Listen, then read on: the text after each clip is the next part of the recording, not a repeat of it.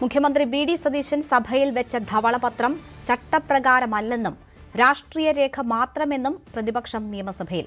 ഇതുവരെ വെച്ച എല്ലാ ധവളപത്രങ്ങളും രാഷ്ട്രീയ രേഖയായിരുന്നുവെന്നും ഇത് സംസ്ഥാനത്തിന്റെ സാമ്പത്തിക ആരോഗ്യം വ്യക്തമാക്കുന്ന ശരിയായ സ്റ്റേറ്റ്മെന്റ് ആണെന്നുമായിരുന്നു മുഖ്യമന്ത്രിയുടെ മറുപടി.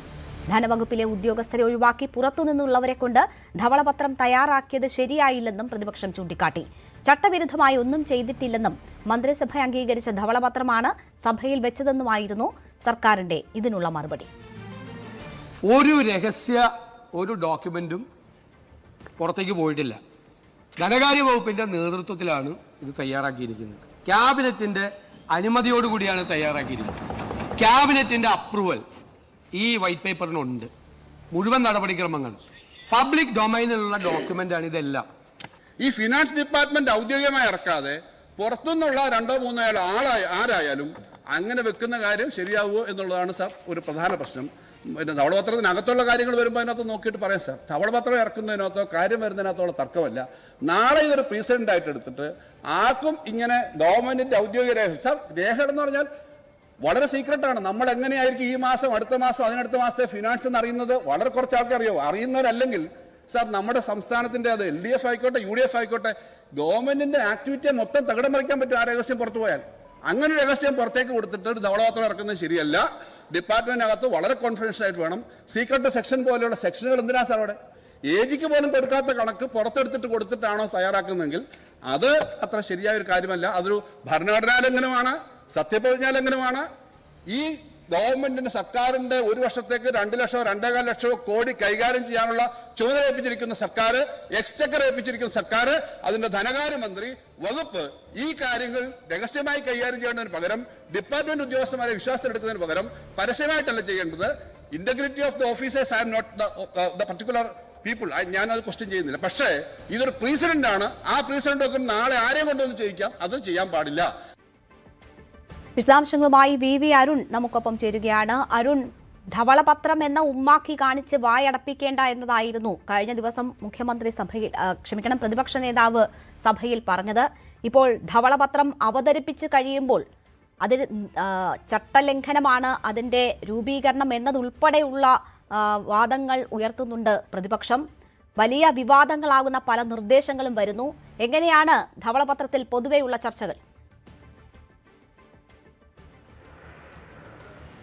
രേണുക, ധവളപത്രം ഉമ്മാക്കിയല്ല. കഴിഞ്ഞ 10 വർഷത്തെ ധന ദുർവിനിയോഗത്തിന്റെ ഫിനാൻഷ്യൽ മിസ്മാനേജ്മെന്റിന്റെ കണ്ണാടിയാണ്. നിങ്ങൾ ആ കണ്ണാടി നോക്കണമെന്നാണ് പ്രതിപക്ഷത്തോട് മുഖ്യമന്ത്രി വി.ഡി. സതീശൻ പറഞ്ഞത്. നേരത്തെ ഈ ധവളപത്രം അവതരിപ്പിക്കുന്നതിന് മുമ്പ് തന്നെ ഒരു വിയോജനക്കുറിപ്പ് മുൻ ധനമന്ത്രി കൂടിയായ KN ബാലഗോപാൽ മുന്നോട്ട് വച്ചിരുന്നു. അത് ചട്ടപ്രകാരമല്ല. ധവളപത്രം ഇറക്കുന്നതിനെ പ്രതിപക്ഷം എതിർക്കുന്നില്ല, പക്ഷേ ചട്ടപ്രകാരമല്ല. ഇത്തരത്തിൽ ധവളപത്രം തയ്യാറാക്കേണ്ടത് ധനവകുപ്പിലെ ഉദ്യോഗസ്ഥരാണ്. അതിന് പകരം പുറത്തുനിന്നുള്ള ആളുകളെ കൊണ്ടുവന്ന് ധവളപത്രം തയ്യാറാക്കിയത് മന്ത്രിമാരുടെ സത്യപ്രതിജ്ഞ ലംഘനം കൂടിയാണ് എന്ന ഒരു വിമർശനമാണ് പ്രതിപക്ഷം ആദ്യഘട്ടത്തിൽ ഉന്നയിച്ചത്. അതിന് മുഖ്യമന്ത്രി മറുപടി പറഞ്ഞു. ഒരു രഹസ്യ രേഖയുമല്ല ഇത്. പൊതു ഇടങ്ങളിൽ ആർക്കും കിട്ടാവുന്ന രേഖ മാത്രമല്ല ഈ ഉദ്യോഗസ്ഥർ ഇതിലേറ്റവും അനുയോജ്യരായ യോഗ്യരായ ആളുകളെ കൊണ്ടുവന്നാണ് ധവളപത്രം തയ്യാറാക്കിച്ചത്. എന്താണ് സംസ്ഥാനത്തെ യഥാർത്ഥ ധനസ്ഥിതി എന്ന് വ്യക്തമാക്കുന്ന ഒരു രേഖയാണ് അത്. പൊളിറ്റിക്കൽ സ്റ്റേറ്റ്മെന്റ് മാത്രമാണ്, പൊളിറ്റിക്കൽ ഡോക്യുമെന്റ് മാത്രമാണെന്നാണ് പ്രതിപക്ഷ നേതാവ് അടക്കമുള്ളവർ വിമർശിച്ചത്. എന്നാൽ അതിനെ പൂർണ്ണമായും മുഖ്യമന്ത്രിയും സർക്കാരും തള്ളുന്നു. ഇത് പൂർണ്ണമായും സംസ്ഥാനത്തിന്റെ ധന ആരോഗ്യസ്ഥിതി വ്യക്തമാക്കുന്ന രേഖയാണെന്ന് അദ്ദേഹം പറഞ്ഞു.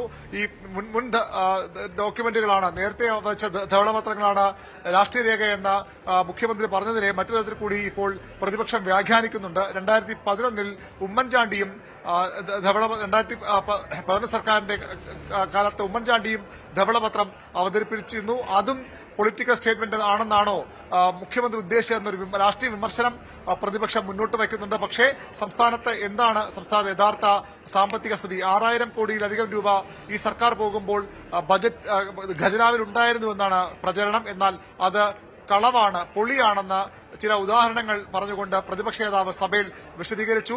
എല്ലാ തലത്തിലും എല്ലാ തലങ്ങളിലും കടമായിരുന്നു, കടം കൊടുത്തു തീർക്കാനുണ്ടായിരുന്നു. ആ കടം കൊടുത്തു തീർക്കാതെ അതെല്ലാം സംസ്ഥാനത്തിന് നീക്കിയിരിപ്പെന്ന് പറഞ്ഞ് എന്ത് ധന വിശദീകരണമെന്നാണ് മുഖ്യമന്ത്രി ചോദിച്ചത്. ഏതായാലും രാഷ്ട്രീയമായി ഇതിന് ഒരു ബദൽ ധവളപത്രം പ്രതിപക്ഷം ഇറക്കുമെന്ന് ഉറപ്പാണ്. 2011 സമാനമായി ഉണ്ടായിരുന്നു. പ്രതിപക്ഷം ആ കണക്കുകൾ വൈകാതെ പുറത്തിറക്കും.